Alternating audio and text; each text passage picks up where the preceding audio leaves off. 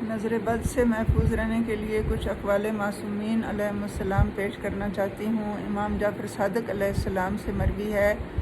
کہ جب کسی کو یہ خوف ہو کہ کسی کو نظر بد لگ جائے گی تو 3 مرتبہ یہ ذکر پڑھے، ماشاء اللہ لا قوت الا باللہ العلی العظیم۔ اس کے علاوہ روایات میں یہ بھی آیا ہے کہ جب کوئی بن سنور کر گھر سے نکلنے لگے تو سورہ فلق اور سورہ والناس پڑھ لے، انشاءاللہ کوئی چیز اسے نقصان نہیں پہنچائے گی۔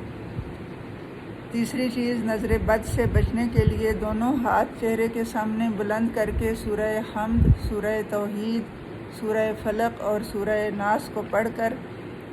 ہاتھوں کو سر کے اگلے حصے پر دم کر کے نظر بد سے محفوظ رہے گا۔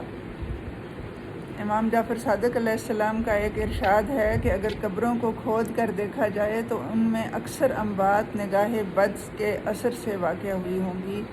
چونکہ نظر بد حق ہے،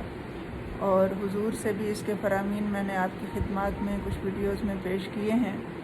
تو اس لیے نظر بد سے بچنے کی تدابیر کرنا اور اس کے ذیل میں مختلف اذکار اور صورتوں کا پڑھنا ائمہ معصومین علیہم السلام سے روایت شدہ ہے، اور ان چیزوں کو پڑھ کر ہمیں اپنے آپ کو نظر بد سے محفوظ رکھنے کی ضرورت ہے۔ والسلام علیکم ورحمۃ اللہ وبرکاتہ۔